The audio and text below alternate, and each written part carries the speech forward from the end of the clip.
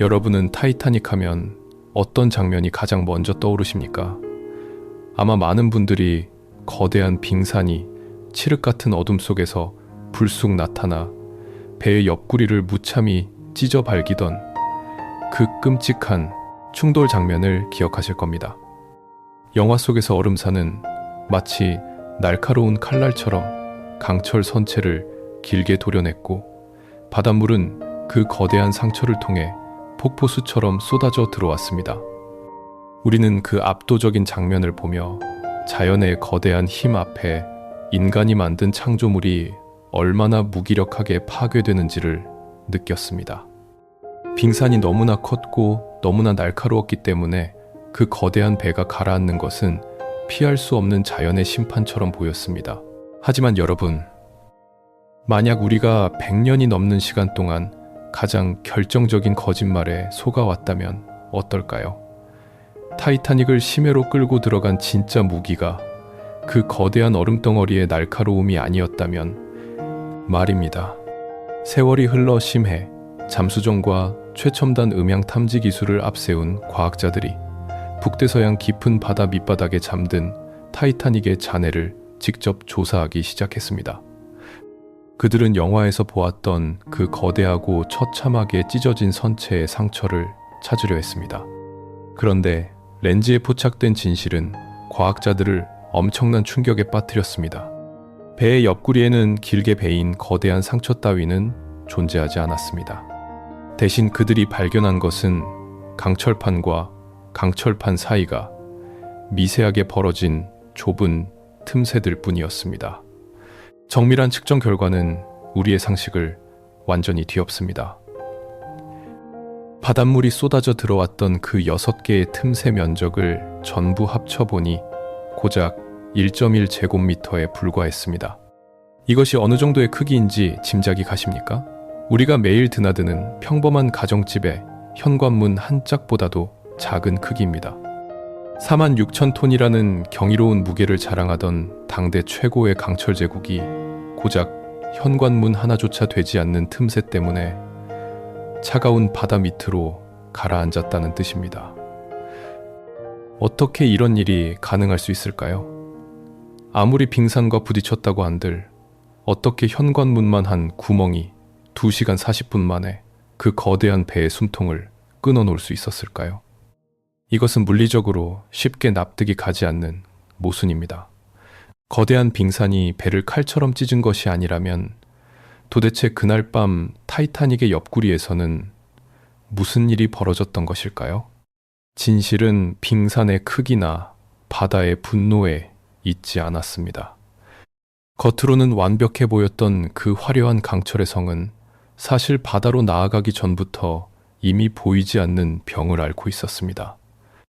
밖에서 가해진 충격이 배를 쪼갠 것이 아니라 배 스스로가 그 충격을 견디지 못하고 허물어져 내린 것입니다. 타이타닉을 죽음으로 몰아넣은 진짜 범인은 바다 한가운데 떠있던 차가운 얼음덩어리가 아니라 인간이 만들어낸 시스템 내부에 깊숙이 박혀있던 치명적인 취약점이었습니다. 자연이 찌른 상처는 작았지만 그 작은 상처를 치유 불가능한 치명상으로 만든 것은 배를 만든 자들의 눈먼 욕망과 오만이었습니다. 우리는 흔히 거대한 재난을 마주할 때 그 원인 역시 거대할 것이라고 착각하곤 합니다.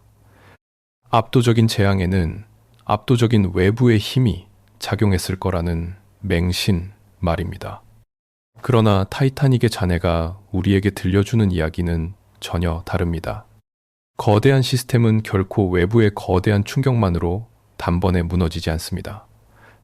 무너짐은 항상 가장 작고 가장 사소해 보이는 내부의 균열에서부터 조용히 시작됩니다. 1.1제곱미터라는 믿기 힘든 숫자는 바로 그 사실을 증명하는 가장 차갑고도 잔인한 증거입니다. 빙산은 그저 방아쇠를 당겼을 뿐 그 안에 화약을 꽉 채워 넣은 것은 다름 아닌 인간이었습니다. 그 화려한 샹들리에와 웅장한 엔진 소리 뒤에는 누구도 보지 못했고 보려 하지도 않았던 끔찍한 결함이 숨쉬고 있었습니다. 무적이라 불리던 강철의 제국이 어떻게 고작 문짝만 한 상처를 극복하지 못하고 심연으로 빨려 들어갔는지 이해하기 위해서는 먼저 그 제국이 탄생했던 시간과 공간으로 되돌아가야만 합니다. 맹목적인 야망과 숨막히는 공포가 뒤엉켜 미친 듯이 돌아가던 거대한 공장, 그 혼돈의 한가운데로 말입니다. 시간을 거슬러 1912년 봄, 대영 제국의 자존심이 살아 숨쉬던 북아일랜드의 벨파스트로 가보겠습니다. 그곳에는 당시 세계 최대 규모를 자랑하던 할랜드 앤 울프 조선소가 있었습니다. 오늘날로 치면 전 세계의 막대한 자본과 최첨단 공학 기술이 모두 집중된 거대한 하이테크 산업 단지와도 같은 위상을 가진 곳이었죠. 이 천하는 매캐한 잿빛 연기가 하늘을 무겁게 뒤덮고 수만 명의 노동자들이 밤낮 없이 철을 두드리며 불꽃을 튀기던 그 거대한 공장 한가운데서 인류 역사상 가장 야심찬 프로젝트가 잉태되고 있었습니다. 그것은 바로 화이트 스타 라인이라는 거대 해운 회사가 사활을 걸고 주문한 세 척의 거대한 여객선 올림픽호, 타이타닉호, 그리고 브리타니코였습니다. 사람들은 이 거대한 자매들을 묶어 올림픽급 삼형제라 불렀습니다.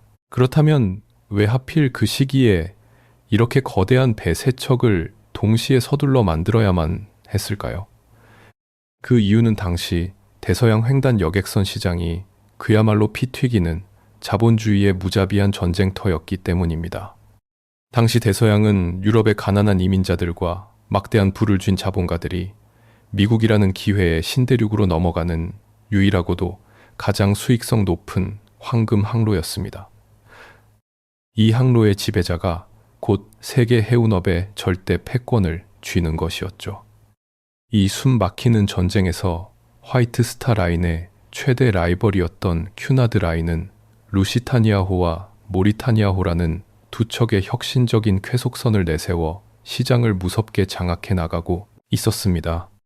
시속 26노트, 지금의 속도로 환산하면 시속 약 48km로 거친 대서양의 파도를 뚫고 나가는 놀라운 속도.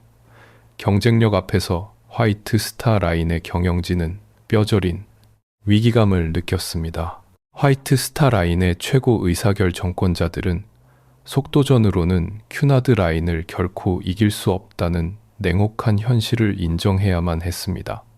그래서 그들은 속도라는 기준을 완전히 버리는 대신 전혀 다른 차원의 무기를 꺼내 들었습니다. 이런 데를 개쩔을 투부, 그것은 바로 누구도 흉내낼 수 없는 압도적인 크기와 시대를 초월한 극강의 화려함이었습니다. 속도가 며칠 늦어지더라도 대서양 한가운데 떠다니는 거대한 황금 궁전을 만들어 부유층을 매혹하겠다는 영악한 전략이었습니다. 단순히 사람을 실어 나르는 효율적인 운송수단이 아니라 그 배에 1등석에 탑승한다는 것 자체가 귀족적인 계급과 권력의 상징이 되도록 기획한 것입니다. 이 배가 얼마나 기형적일 정도로 화려함에 집착했는지는 티켓 가격의 극단적인 차이만 보아도 알 수 있습니다. 타이타닉의 1등석 스위트룸 요금은 현재 가치로 환산하면 약 14만 5천 달러, 우리 돈으로 2억 원에 달하는 천문학적인 금액이었습니다. 반면 배의 가장 냄새나고 시끄러운 밑바닥 엔진룸 근처에 머물러야 했던 3등석 승객들의 요금은 현재 가치로 고작 500달러 수준에 불과했습니다. 한쪽에서는 권력자와 거부들이 화려한 샹들리에 불빛 아래서 최고급 샴페인을 마시며 17가지 코스 요리를 즐겼지만 보이지 않는 갑판 아래쪽에서는 전 재산을 털어 희망의 땅으로 향하는 가난한 이민자들이 비좁은 선실에서 딱딱한 빵 조각으로 허기를 달래야 했습니다. 타이타닉은 그 시대의 극단적인 빈부격차와 잔인한 계급 사회를 철저하게 응축해 놓은 바다 위의 마이크로코스모스였습니다.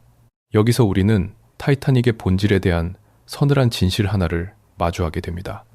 타이타닉이라는 위대한 창조물은 결코 인류의 해상 안전을 한 단계 발전시키거나 완벽한 공학적 이상을 실현하기 위해 태어난 것이 아니었습니다.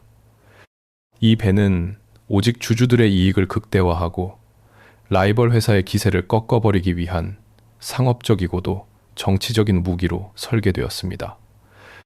겉으로는 대영 제국의 위대한 산업 기술력을 과시하는 가장 자랑스러운 상징물이었지만 그 깊은 본질은 자본가들의 끝없는 탐욕과 허영심을 채우기 위해 빚어진 거대한 쇼윈도에 불과했던 것입니다. 상업적 성공과 규모의 경제에 대한 눈먼 집착은 결국 안전이라는 가장 기본적인 가치마저 비용 절감이라는 타협의 대상으로 전락시켜버렸습니다. 이로굼의 챙티티를 사상 최대 규모의 여객선 3척을 동시에 건조한다는 것은 당시 세계 최고라 불리던 할랜드 앤 울프 조선소의 물리적 한계치마저 벼랑 끝까지 밀어붙이는 무리한 일정이었습니다. 약속된 납기일은 턱 밑까지 다가오고 있었고 화이트 스타라인 회장님의 신경질적인 독촉은 매일같이 빗발쳤습니다.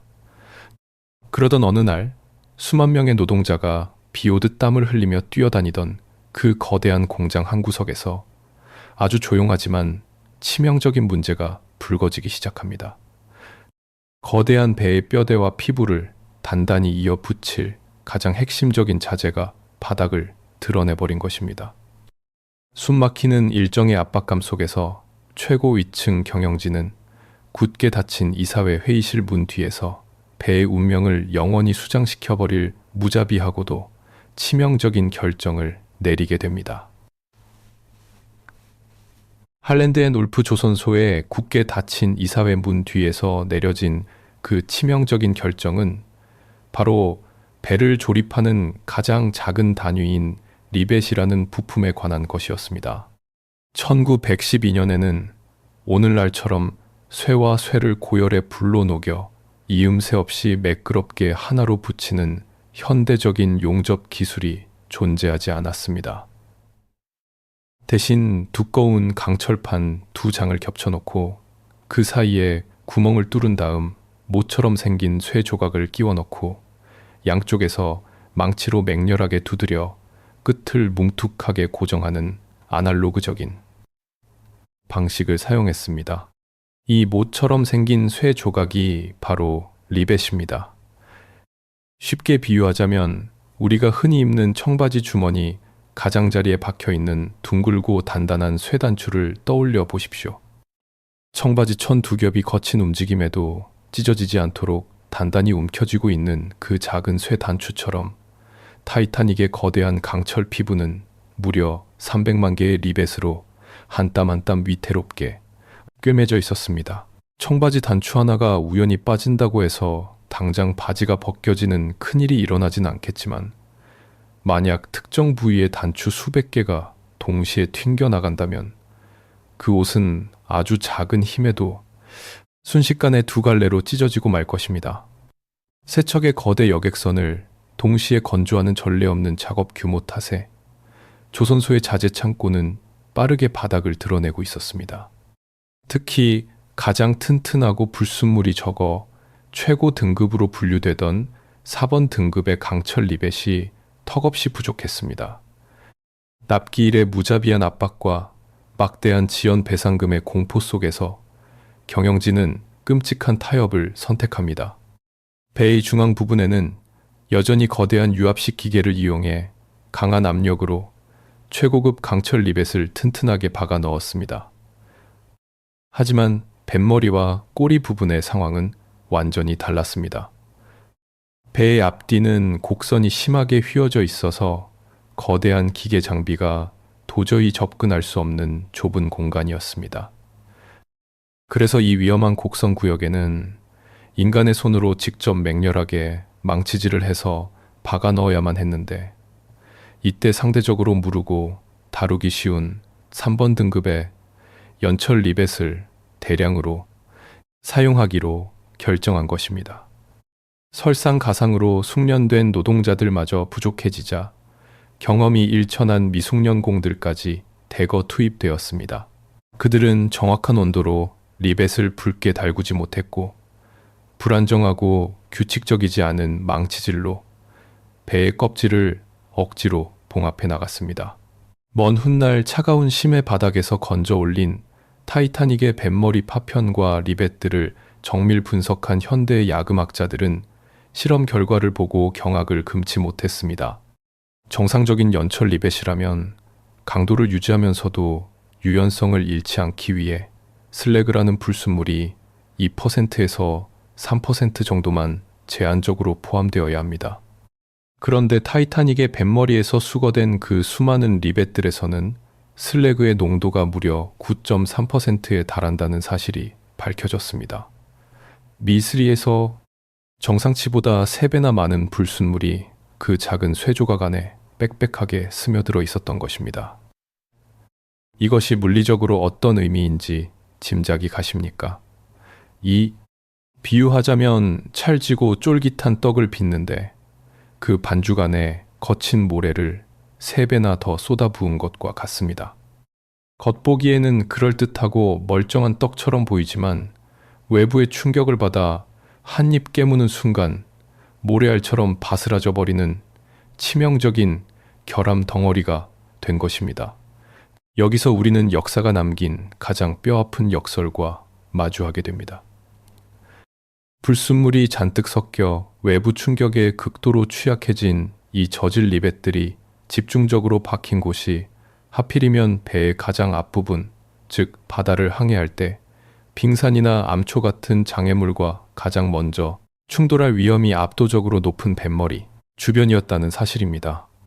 어떤 충격에도 버텨내며 가장 단단한 방패가 되어주어야 할 뱃머리가 사실은 가장 부서지기 쉬운 유리턱을 가지고 태어난 것입니다. 비용 절감과 시간 단축이라는 자본주의의 냉혹한 탐욕이 배의 가장 치명적인 급소를 스스로 만들어낸 셈입니다. 하지만 이 모래알 같은 리벳들조차도 온화한 날씨에 평온한 바다 위였다면 그럭저럭 자신들의 역할을 버텨냈을지도 모릅니다. 그러나 1912년 4월 14일 밤 타이타닉을 마주한 북대서양의 바다는 평범함과는 거리가 먼 극도로 이질적이고도 가혹한 무덤을 조용히 준비하고 있었습니다. 시계를 1912년 4월 14일 저녁으로 돌려보겠습니다. 영국 사우샘프턴을 출발해 목적지인 뉴욕을 향해 화려한 항해를 이어가던 타이타닉호는 며칠째 순조롭게 바다를 가르고 있었습니다. 배 안의 1등석 연회장에서는 감미로운 오케스트라의 선율이 흐르고 있었고 샴페인 잔이 부딪히는 경쾌한 소리와 사람들의 여유로운 웃음소리가 끊이지 않았습니다. 그러나 화려한 불빛이 닿지 않는 배 바깥의 칠흑 같은 어둠 속에서는 상황이 급격하고도 무섭게 변하고 있었습니다. 저녁 무렵이 되자 공기가 뼈를 에이는 듯한 날카로운 추위로 돌변하기 시작했습니다. 따뜻한 멕시코 만류의 품을 벗어난 이 거대한 철의 제국이 북극에서 밀려 내려오는 차가운 레브라도 해류의 심장부로 진입한 것입니다. 당시 바닷물의 온도는 무려 영하 2도까지 곤두박질 쳤습니다. 일반적인 민물이라면 표면이 이미 두꺼운 얼음장으로 변해버렸을 온도지만 짙은 염분을 머금은 바닷물은 얼음이 되기 직전의 액체 상태를 간신히 유지한 채 소름 끼치는 냉기를 뿜어내고 있었습니다. 갑판 위로 나선 사람들의 숨결은 허연 얼음 안개가 되어 허공으로 흩어졌고 맨손으로 갑판의 쇠 난간을 잘못 잡았다가는 피부가 쩍 달라붙어 살점이 떨어져 나갈 만큼의 치명적이고 끔찍한 추위였습니다.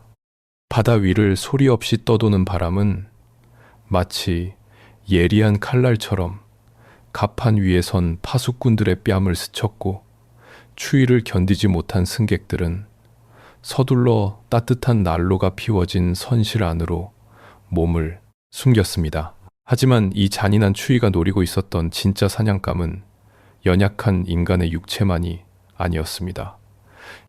영하 2도의 살인적인 바닷물은 배의 가장 깊은 곳, 즉 빙하와 직접 맞닿아 있는 거대한 강철 피부와 수백만 개의 쇠조각들 내부에서 아주 조용하고 치명적인 물리적 변이를 일으키고 있었습니다. 금속에는 온도가 급격히 낮아지면 겉모습은 그대로지만 내부의 성질 자체가 완전히 뒤바뀌어 버리는 기묘한 특성이 있습니다. 상온에서는 강한 힘을 가해도 엿가락처럼 부드럽게 휘어지며 충격을 흡수하지만 특정 온도 아래로 떨어지면 마치 얇은 유리창처럼 아주 작은 충격에도 산산조각이 나버리는 끔찍한 상태로 변해버립니다. 전문가들은 이 현상을 연성에서 취성으로의 변이라고 부릅니다. 금속이 유연함을 잃고 깨지기 쉬운 상태가 된다는 뜻입니다. 타이타니코에 사용된 강철과 특히 불순물이 잔뜩 섞여 있던 뱃머리의 3번 등급 리벳들은 바로 이 차가운 북대서양의 바닷물 속에서 금속이 가져야 할 필수적인 방어력인 유연성을 완전히 상실하고 말았습니다. 정상적인 따뜻한 바다였다면 무언가와 부딪혔을 때 철판이 깊게 찌그러지며 에너지를 흡수하고 버텨냈을 테지만 이제는 맥없이 유리가 깨지듯 바스러져 버리는 상태가 된 것입니다. 안 그래도 비용 절감을 위해 불순물을 잔뜩 머금어 모래알처럼 약해져 있던 뱃머리의 리벳들은 영하 2도라는 가혹한 촉매제를 만나자 최악의 흉기로 돌변했습니다. 말랑말랑한 엿가락이 냉동실에 오래 방치되면 툭 부러지는 얼음 막대기가 되는 것처럼 타이타닉의 옆구리 전체가 거대하고 팽팽하게 당겨진 유리구슬처럼 변해버렸던 것입니다. 여기서 우리는 등골이 서늘해지는 무서운 진실 하나를 마주하게 됩니다. 1912년 4월 14일 그날 밤, 타이타니코는 단순히 차가운 물 위를 낭만적으로 항해하고 있었던 것이 아닙니다.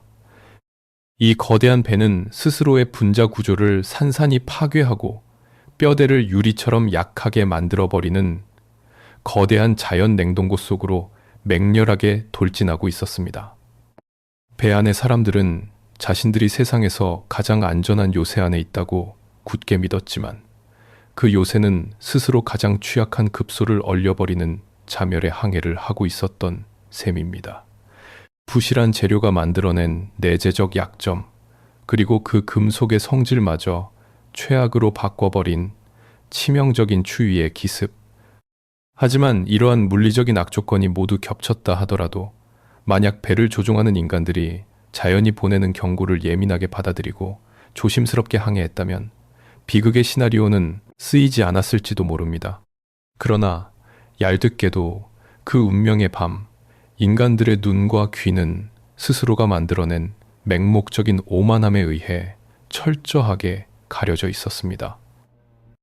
자연이 쳐놓은 완벽한 덫을 향해 내달리는 동안 타이타닉의 눈 역할을 해야 할 사람들은 기이한 환상에 홀려 있었습니다. 그 운명의 밤, 타이타니코를 향해 자연이 보내는 섬뜩한 경고의 메시지들은 사실 끝없이 쏟아지고 있었습니다.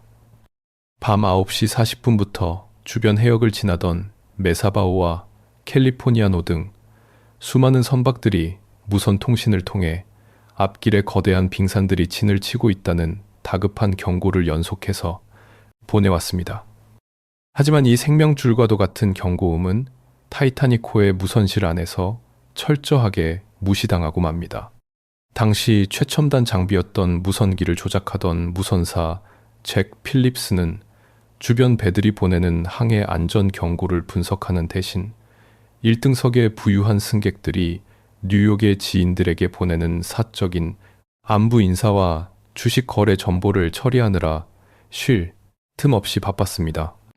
심지어 불과 몇 마일 떨어진 곳에서 거대한 얼음밭에 갇혀버린 캘리포니아노가 제발 조심하라는 강력한 경고를 보내왔을 때 필립스는 오히려 통신망이 혼선된다며 신경질적인 답신을 쏘아붙였습니다. 닥쳐라. 나는 지금 육지의 중개소와 작업 중이다. 가장 가까운 곳에서 목숨을 구해주었을지도 모를 구원의 손길을 인간 스스로 오만하게 걷어차버린 어처구니 없는 순간이었습니다. 경고를 무시하고 맹렬하게 질주하던 배의 맨 꼭대기 막루에서는 2명의 파수꾼이 칠흑 같은 바다를 노려보고 있었습니다. 그런데 믿기 힘든 사실은 이 거대한 최첨단 여객선의 파수꾼들에게 그 흔한 쌍안경조차 주어지지 않았다는 것입니다. 출항 직전 담당 항해사가 급하게 교체되는 과정에서 쌍안경이 보관된 캐비닛의 열쇠가 제대로 인수인계되지 않고 육지에 남겨졌기 때문입니다. 결국 파수꾼들은 살이 에이는 듯한 살인적인 추위 속에서 오직 맨눈에만 의지한 채 전속력으로 달리는 배의 앞길을 감시해야 했습니다. 자재부족이라는 공장의 시스템적 결함에 이어 인간의 사소한 실수들이 겹겹이 쌓이면서 타이타닉의 눈과 귀를 완벽하게 멀게 만들고 있었던 것입니다. 하지만 이 비극의 톱니바퀴에서 가장 소름 돋는 반전은 따로 있습니다. 현대의 기상학자들과 해양학자들은 당시 북대서양의 기상 기록을 정밀하게 분석한 끝에 아주 기묘하고도 섬뜩한 과학적 진실을 하나 밝혀냈습니다. 많은 사람들이 타이타닉호가 짙은 안개나 폭풍우 때문에 빙산을 제때 보지 못했을 것이라고 짐작하지만 사실 그날 밤 바다는 구름 한 점 없이 별빛만 쏟아지는 너무나도 맑고 고요한 상태였습니다. 파도조차 일지 않는 거울처럼 매끄러운 바다, 바로 그 기괴할 정도의 고요함이 빙산을 완벽하게 숨겨버린 대자연의 은폐장치였습니다. 영하 2도의 차가운 바닷물 위로 대기 상층에 상대적으로 따뜻한 공기층이 얹혀지는 이른바 기온 역전 현상이 발생하면서 바다 위에는 빛의 굴절로 인한 거대한 광학적 왜곡 현상이 만들어졌습니다. 네, 이 기이한 광학적 신기루 현상은 밤하늘의 별빛과 캄캄한 바다의 경계를 뭉개버리며 실제 수면보다 훨씬 높은 곳에 가짜 지평선을 만들어냈습니다. 칠흑 같은 어둠 속에서 조용히 떠있던 거대한 얼음산은 파도가 부딪히는 하얀 포말조차 일으키지 않은 채 이 가짜 지평선과 완벽하게 섞여 들어가 버렸습니다. 마치 최첨단 투명 망토를 뒤집어 쓴 것처럼 빙산은 파수꾼들의 시야에서 완전히 증발해 버렸던 것입니다. 가장 맑고 고요한 밤이 도리어 아무것도 볼 수 없는 가장 치명적인 시각적 감옥을 만들어낸 이 역설적인 상황은 마치 대자연이 이 오만한 강철 덩어리를 심연으로 끌어내리기 위해 정교하고 완벽한 덫을 놓은 것만 같은 숨, 막히는 무력감을 안겨줍니다. 짙은 안개보다 맑은 신기루가 더 무서운 살인마였던 셈입니다. 밤 11시 38분, 광학적 신기루의 짙은 장막을 뚫고 마침내 거대한 검은 그림자가 파수꾼의 육안에 들어왔습니다. 뱃머리 바로 앞까지 다가와서야 투명 망토를 벗어던진 빙산에 무시무시한 실체에 망루는 발칵 뒤집혔습니다. 하지만 얼음산의 존재를 깨달았을 때 배와 빙산의 거리는 너무나도 절망적으로 가까웠습니다. 조타시를 향해 다급하게 3번의 경고종이 울리고 우현 전타, 즉 타륜을 왼쪽으로 끝까지 돌리라는 절박한 회피 명령이 떨어집니다. 엄청난 속도의 관성과 부딪히지 않으려는 인간의 발버둥이 교차하는 그 찰나의 순간, 훗날 역사상 가장 비싼 대가를 치르게 될 숨막히는 7초의 시간이 카운트다운을 시작합니다. 밤 11시 38분, 절망적인 회피 명령이 떨어지는 순간부터 타이타닉과 빙산이 맞닿아 있던 시간은 고작 7초였습니다. 그 짧은 7초의 찰나 동안 1등 항해사 머독의 다급한 지시에 따라 거대한 배는 엔진을 거꾸로 돌리며 뱃머리를 필사적으로 왼쪽으로 틀었습니다. 정면 충돌만은 막아보려는 생존의 본능이었지만 이 회피 기동은 결과적으로 배의 가장 연약한 옆구리를 빙산의 날카로운 모서리에 길게 내어주는 최악의 선택이 되고 말았습니다. 배의 우현 옆구리가 거대한 얼음벽을 스치고 지나가며 내는 기분. 나쁜 마찰음이 배 전체에 울려 퍼졌습니다. 1등석에서 카드놀이를 하던 부유한 승객들은 그저 누군가 유리창을 긁는 듯한 미세한 진동을 느꼈을 뿐이고, 일부 승객들은 갑판 위로 떨어져 내린 얼음 조각을 발로 차며 장난을 칠 정도로 충격을 체감하지 못했습니다. 하지만 그 평온했던 갑판 아래 수면 밑에 캄캄한 심해에서는 상상조차 할 수 없는 끔찍한 파괴가 진행되고 있었습니다.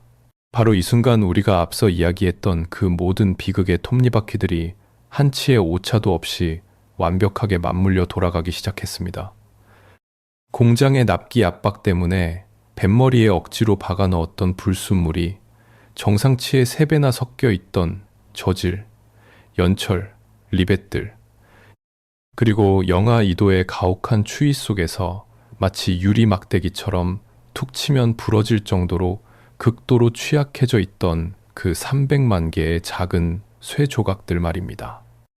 46,000톤이라는 배의 엄청난 질량이 시속 41km의 속도로 맹렬하게 전진하는 거대한 관성의 힘은 뱃머리의 옆구리를 따라 배열된 이 연약한 리벳들에게 집중적으로 쏟아졌습니다. 빙산은 영화에서처럼 결코 강철 철판을 칼로 예리하게 베어낸 것이 아니었습니다. 얼음산의 거대한 질량이 철판을 안쪽으로 짓누르자 그 엄청난 압력을 견디지 못한 리벳들의 머리 부분이 마치 기관총의 총알처럼 캄캄한 선창 사방으로 튀어나가기 시작한 것입니다. 현대의 야금학자들과 공학자들은 이 끔찍한 연쇄 붕괴 과정을 지퍼 효과라고 부릅니다. 여러분이 흔히 입고 있는 겉옷이나 청바지의 지퍼를 한번 떠올려 보십시오.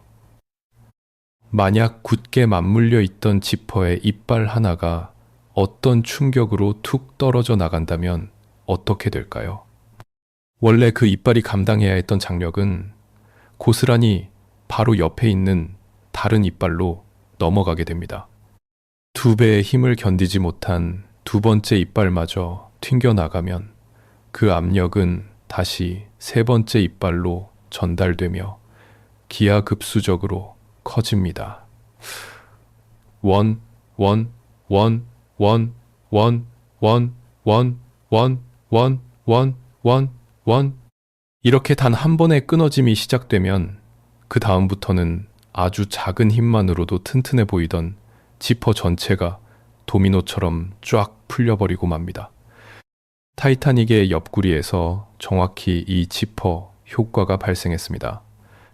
빙산이 짓누르는 순간 첫 번째 불량, 리벳이 산산조각 나며 튕겨나갔고, 강철판 사이가 벌어지면서 그 치명적인 장력은 옆의 리벳으로, 또 그 옆의 리벳으로 순식간에 전이 되었습니다. 결국 빙산은 스스로의 힘으로 강철배를 찢어발긴 것이 아니라 타이타닉 스스로가 품고 있던 결함투성이 지퍼를 힘껏 잡아당긴 무자비한 손길에 불과했습니다.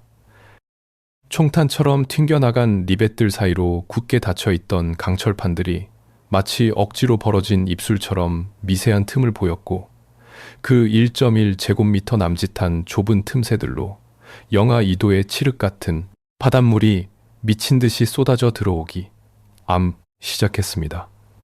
1등석의 화려한 샹들리에가 여전히 눈부시게 빛나고 오케스트라의 음악이 멈추지 않았던 그 고요한 순간, 배의 가장 깊은 곳에서는 무너져 내린 강철의 틈 사이로 이미 죽음이 걷잡을 수 없이 번져나가고 있었던 것입니다.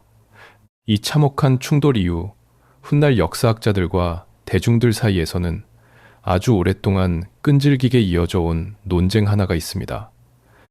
만약 1등 항해사 머독이 필사적으로 키를 꺾어 배의 치명적인 옆구리를 내어주는 대신 빙산의 정중앙을 향해 그대로 정면으로 들이받았다면 어땠을까 하는 뼈아픈 가정입니다. 많은 사람들은 차라리 뱃머리만 찌그러졌다면 이 위대한 배가 침몰하는 일은 없었을 것이라고 믿어왔습니다. 하지만 현대의 공학이 컴퓨터 시뮬레이션으로 밝혀낸 그 정면 충돌의 진실은 우리의 막연한 기대와는 전혀 다른 훨씬 더 끔찍하고 핏빛으로 얼룩진 파국을 예고하고 있습니다. 타이타닉호의 비극을 다룰 때마다 빠지지 않고 등장하는 뜨거운 논쟁거리가 하나 있습니다. 바로 빙산을 발견한 직후 조타수를 향해 다급하게 외쳤던 좌현 전타, 즉 배의 방향을 틀어 빙산을 피하려 했던 그 회피 명령이 최악의 오판이었다는 주장입니다. 1912년 영국에서 열린 진상조사위원회에서도 이 문제는 매우 심도 있게 다뤄졌습니다. 당시 타이타닉의 설계에 직접 참여했던 해군 건축가 에드워드 와일딩은 증인석에 앉아 충격적인 발언을 남겼습니다. 만약 항해사가 빙산을 비껴가려 하지 않고 멈춰있는 거대한 얼음산의 정중앙을 향해 그대로 정면으로 들이받았다면 어떻게 되었을까 하는 가정이었습니다. 그의 계산에 따르면 뱃머리가 약 25m 정도 찌그러지며 거대한 범퍼처럼 충격을 모두 흡수했을 것이고 정면 충돌 시 앞쪽의 서너 개 격실만 파손되었을 것이라는 주장이었습니다. 설계상 4개의 격실이 침수되어도 배는 수평을 유지하며 떠 있을 수 있었으므로 타이타닉이 심연으로 완전히 가라앉는 최악의 사태만은 막을 수 있었다는 것입니다. 이 주장은 100년이 넘는 시간 동안 최전선에 있던 항해사를 무능한 죄인으로 낙인 찍으며 사람들의 입에 오르내렸습니다. 하지만 현대의 첨단공학은 이 오래된 믿음이 얼마나 순진하고 얄팍한 착각이었는지를 무섭게 폭로합니다. 공학자 파크스 스티븐슨과 현대의 선박구조 전문가들이 슈퍼컴퓨터를 이용해 그날 밤의 정면 충돌 상황을 정밀하게 시뮬레이션한 결과 그들은 설계자 와일딩의 계산이 치명적으로 틀렸다는 것을 증명해냈습니다. 시속 41km로 질주하는 46,000톤의 거대한 강철 덩어리가 움직이지 않는 거대한 얼음벽에 정면으로 꽂혔을 때 발생하는 운동 에너지는 인간의 상상을 초월합니다. 시뮬레이션 결과 그 충돌의 에너지는 당시 타이타닉의 강철이 버틸 수 있는 항복 강도, 즉 금속이 파괴되지 않고 견딜 수 있는 한계치에 무려 16배에 달했습니다. 이는 단순히 뱃머리 25m가 구겨지며 얌전하게 충격을 흡수하고 끝날 수준의 에너지가 결코 아니었던 것입니다. 뱃머리가 얼음벽에 짓눌리는 그 끔찍한 순간 상상을 초월하는 충격파는 배의 뼈대를 타고 꼬리 부분까지 맹렬하게 퍼져나갔을 것입니다. 앞서 보았듯이 배의 뼈대를 연결하던 수백만 개의 리벳들은 영하 2도의 추위 속에서 이미 유리 막대기처럼 극도로 약해져 있는 상태였습니다. 충격을 전달받은 선체 전체의 리벳들이 그 충격파를 견디지 못하고 일제히 산산조각 나며 터져나갔을 것입니다. 배의 앞부분만이 아니라 선체 전체가 두부 썰리듯 분해되는 연쇄 붕괴가 일어났을 것이라는 뜻입니다. 더 끔찍한 것은 배의 심장 부인 엔진룸과 보일러실의 상황입니다. 충격파로 인해 엄청난 고압의 증기가 끓어오르던 파이프들이 일제히 파열되었을 것이고 펄펄 끓는 증기가 연쇄 폭발을 일으키며 선창 밑에서 일하던 수백 명의 노동자들은 즉사했을 것입니다.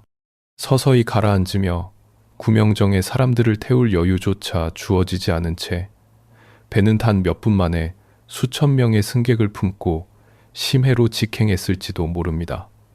차라리 정면으로 부딪혔다면 살았을 것이라는 믿음은 잔인한 환상에 불과했습니다. 결국 머독 항해사의 회피 기동은 어리석은 오판이 아니었습니다. 여기서 우리가 마주해야 할 진실은 훨씬 더 어둡고 절망적입니다.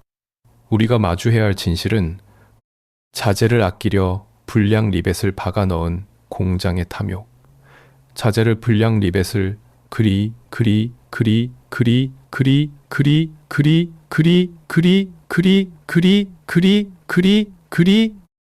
비용 절감을 위해 인력을 쥐어짜낸 조선소의 무리한 일정, 그리고 자연의 경고를 무시하고 화려함과 속도에만 집착했던 자본가들의 오만함.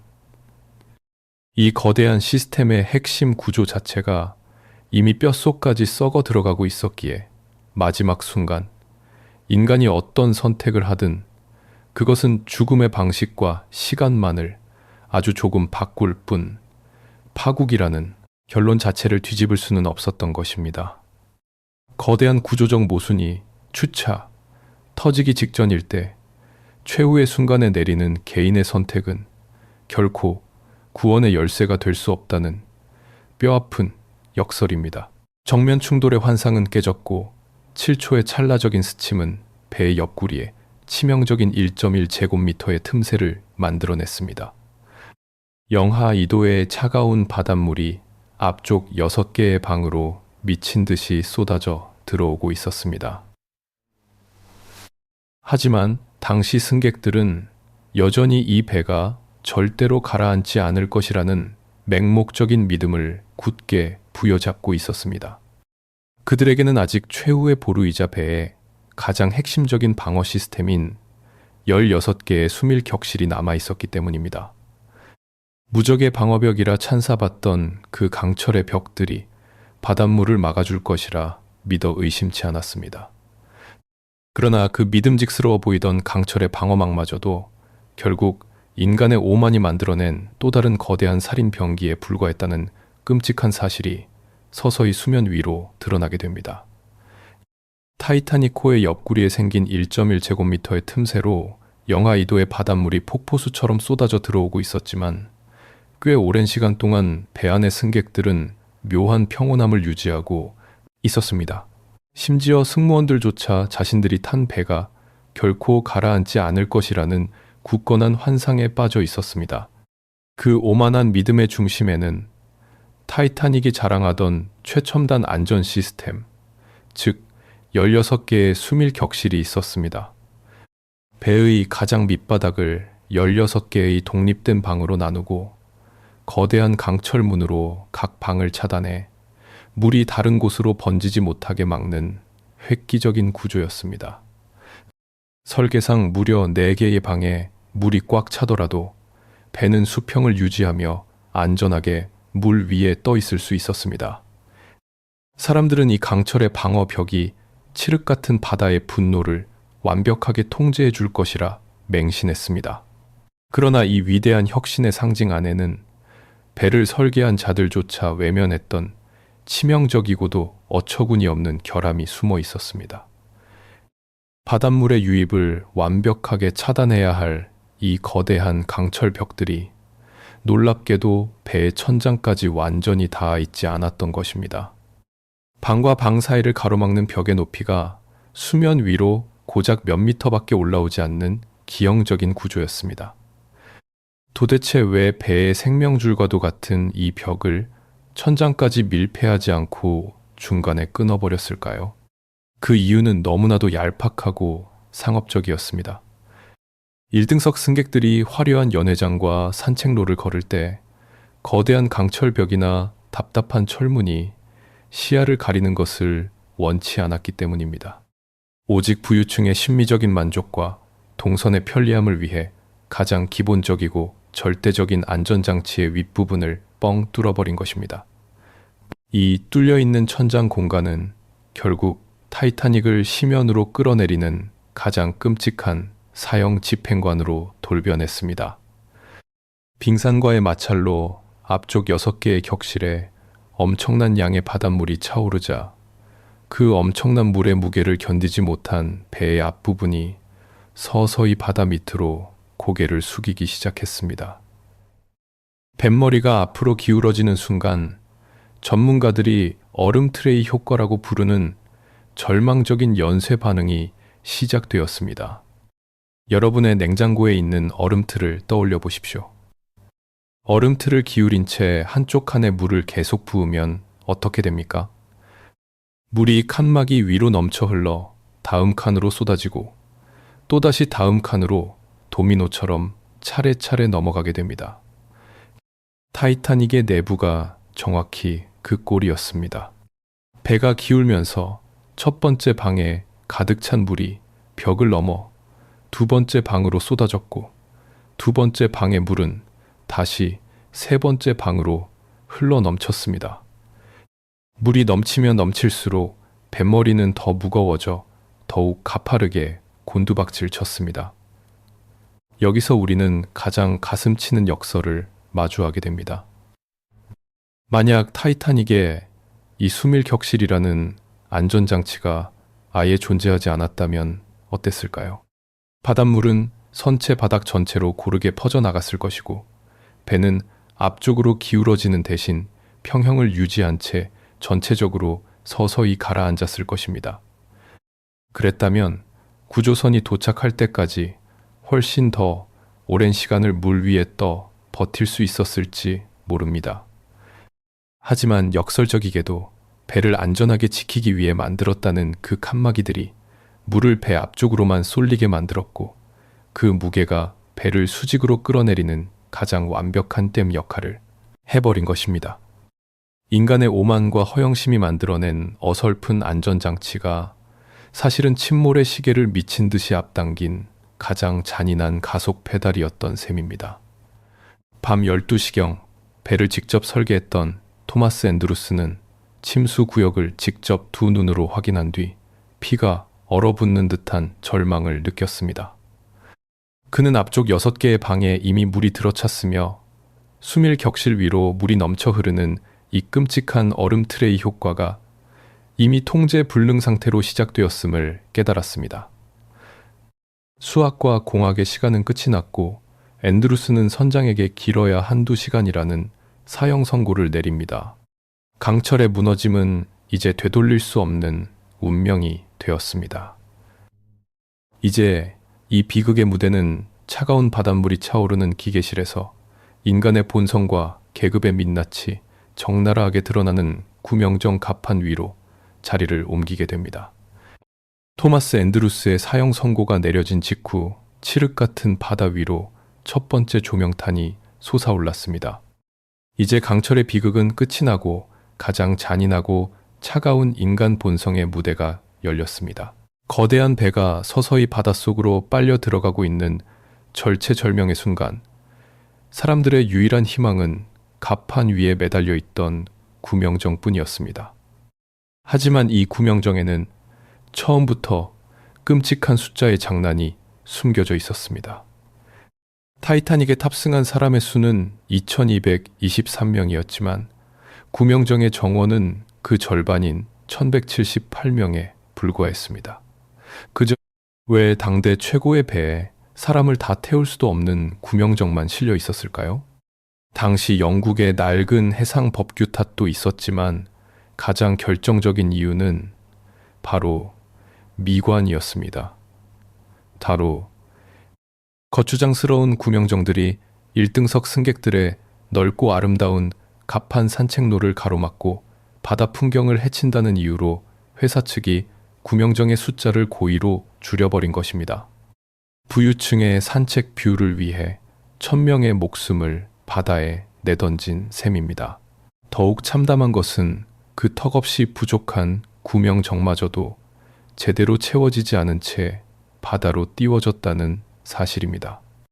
40명이 탈 수 있는 1번 구명정에는 고작 12명만이 타고 있었습니다. 구명정을 타야 할 사람들이 오히려 탑승을 거부했기 때문입니다. 그들은 차갑고 어두운 바다 위에서 흔들리는 조그만 나무배보다는 여전히 불이 환하게 켜져 있고 오케스트라가 연주를 계속하고 있는 거대한 강철 요새가 훨씬 더 안전할 것이라고 착각했습니다. 침몰하지 않는 배라는 그 오만한 마케팅 문구가 사람들의 뇌리에 너무나도 깊게 박혀 있었기에 그들은 눈앞에 다가온 죽음마저도 현실로 받아들이지 못했던 것입니다. 환상이 인간의 생존 본능마저 마비시켜버린 끔찍한 순간이었습니다. 그렇게 갑판 위에서 구명정 탑승을 두고 우스꽝스러운 실랑이가 벌어지고 있을 때 배의 가장 밑바닥 3등석 구역에서는 지옥 같은 일이 벌어지고 있었습니다. 가난한 이민자들이 갑판으로 몰려나와 구명정을 차지할 것을 우려한 승무원들이 3등석 구역과 위층을 연결하는 철문을 굳게 잠가버린 것입니다. 찬물이 가슴까지 차오르는 미로 같은 복도에서 3등석 승객들은 살려달라고 절규했지만 계급의 벽은 릿됐전 강철 문보다 더 차갑고 단단했습니다.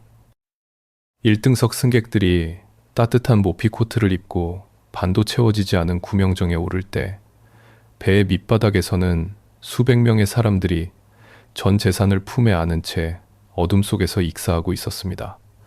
가장 안타까운 우연은 배 밖에서도 일어났습니다.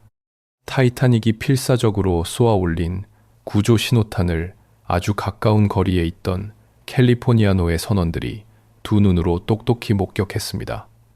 하지만 앞서 말씀드렸던 그 기온 역전 현상과 광학적 신기루가 다시 한번 치명적인 저주를 내립니다. 굴절된 빛 때문에 캘리포니안호의 눈에는 타이타닉이 전혀 다른 작은 배처럼 보였고 밤하늘을 가르는 다급한 구조 조명탄은 그저 부유층 승객들이 쏘아 올리는 화려한 축하, 복죽으로만 보였던 것입니다. 설상가상으로 유일하게 진실을 들을 수 있었던 무선사는 깊은 잠에 빠져 있었습니다. 수백 명을 살릴 수 있었던 가장 완벽한 구원의 기회가 신기루라는 대자연의 장난 앞에서 허망하게 날아가 버렸습니다. 여기서 법의학 전문가들과 공학자들이 내놓은 가장 뼈아픈 분석 하나를 덧붙여야겠습니다. 만약 조선소에서 비용과 시간을 아끼기 위해 불순물이 잔뜩 섞인 3번 등급 리벳을 쓰지 않고 원래대로 최고급 강철 리벳을 박아 넣었더라면 어떻게 되었을까요? 빙산과 부딪혀 틈새가 벌어지는 지퍼 효과가 훨씬 더 천천히 일어났을 것이고 침몰은 최소한 2시간 이상 지연되었을 것입니다. 타이타닉이 바닷속으로 완전히 사라진 지 채 2시간이 되지 않아 구조선 카르파티아호가 현장에 도착했습니다.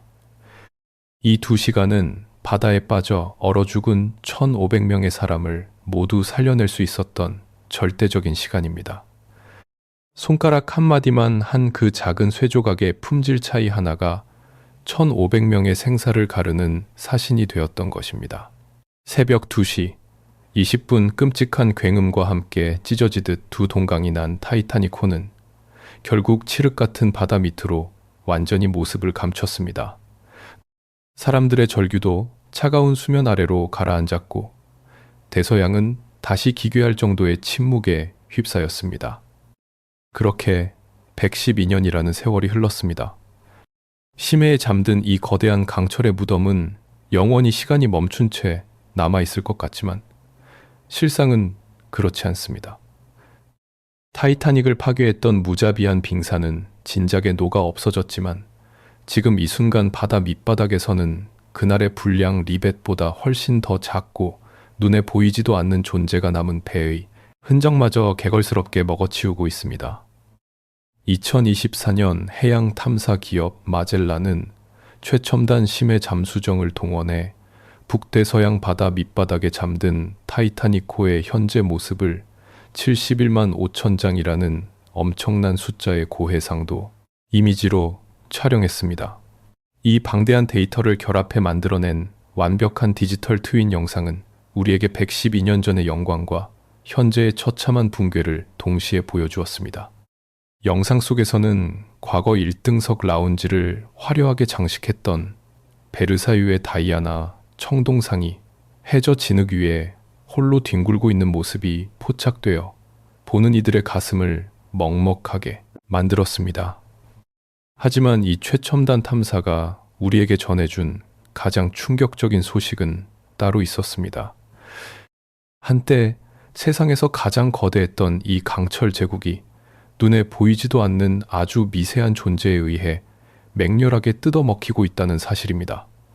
과학자들은 이 심해의 포식자에게 할로모나스 타이타니카라는 이름을 붙여주었습니다. 이 미생물 박테리아 군단은 타이타닉의 강철을 매일 수백 킬로그램씩 개걸스럽게 갉아먹으며 거대한 고드름 모양의 녹을 만들어내고 있습니다. 전문가들의 비관적인 예측에 따르면 2030년대가 되면 우리가 알고 있는 타이타닉 선체의 윗부분은 완전히 무너져 내려 형체조차 알아볼 수 없게 될 것이라고 합니다. 참으로 기가 막힌 역설이 아닐 수 없습니다. 100년 전 46,000톤의 거대한 배를 심연으로 끌어내린 것이 날카로운 빙산이 아니라 손가락 한마디만 한 분량 리벳과 빛의 굴절이라는 미세한 현상이었듯이 오늘날 그 배의 마지막 흔적마저 영원히 지워버리고 있는 것은 거대한 해류나 지진이 아니라 눈에 보이지도 않는 미생물인 것입니다. 타이타닉을 파괴한 진짜 범인은 처음부터 끝까지 결코 거대한 형태를 띠지 않았습니다. 이 서늘한 진실은 우리에게 아주 묵직한 경고 하나를 던집니다. 이렇게 고론데 고 방것이면은 이 장실을 고 징은 망고 방것이면은 거대한 시스템은 결코 그 시스템이 가진 가장 뛰어난 기술력이나 압도적인 크기로 유지되는 것이 아닙니다. 거대한 시스템의 진짜 생존 능력은 그 안에 들어있는 가장 작고 가장 연약한 부품의 수준에 의해 결정됩니다. 1986년 전 세계가 경악했던 미국의 우주 왕복선 챌린저호 폭발 참사를 떠올려 보십시오. 당대 인류 최고의 우주 과학 기술이 집약된 그 거대한 로켓을 공중에서 산산조각 낸 것은 엔진의 거대한 결함이나 외부의 테러가 아니었습니다. 추운 날씨에 꽁꽁 얼어붙어 제 기능을 하지 못했던 아주 작은 고무 패킹 하나 때문이었습니다. 타이타닉의 불량 리벳과 챌린저호의 얼어붙은 고무 패킹은 무려 74년이라는 시간을 뛰어넘어 소름 돋을 정도로 완벽하게 똑같은 비극의 구조를 보여줍니다. 인간의 오만과 납기일의 압박, 그리고 비용 절감이라는 맹목적인 목적 앞에서는 70년이라는 세월의 진보도 아무런 소용이 없었던 것입니다. 이제 우리는 1912년 봄 대영 제국의 자부심이 뿜어내던 그 매캐한 벨파스트 조선소의 풍경에서 시선을 거두어 우리가 살아가고 있는 현재를 돌아보아야 합니다. 오늘날 우리는 초고층 빌딩을 짓고 스스로 생각하는 인공지능을 개발하며 우주 저 너머로 탐사선을 쏘아 올리는 눈부신 기술의 시대를 살아가고 있습니다. 타이타닉 시대의 자본가들이 속도와 크기에 집착했듯이 지금의 인류 역시 더 빠르고 더 거대하고 더 압도적인 혁신을 향해 맹렬하게 질주하고 있습니다. 하지만 그 화려한 발전의 이면에서 우리는 여전히 과거의 망령으로부터 자유롭지 못합니다. 겉으로는 완벽해 보이는 이 현대의 거대한 시스템들, 어딘가에 이윤 극대화와 납기 압박에 쫓긴 누군가가 비밀스럽게 박아 넣은 3번 등급 리벳들이 숨겨져 있진 않을까요? 타이타닉은 단순한 해난 사고가 아닙니다. 그것은 이윤과 속도에 눈이 멀어 시스템의 가장 작은 균열을 방치했을 때 그 대가가 얼마나 가혹하고 파괴적인지를 보여주는 역사상 가장 차갑고도 정확한 묵시록입니다. 대자연은 언제나 가장 고요한 얼굴로 인간의 오만을 심판할 완벽한 덫을 준비하고 있습니다. 그렇다면 눈부신 기술의 발전을 맹신하며 폭주하고 있는 20일, 세기의 인류를 기다리고 있는 보이지 않는 빙산은 과연 무엇일까요? 우리는 지금 또 다른 거대한 강철의 무덤을 향해 맹렬하게 노를 젓고 있는 것은 아닐까요?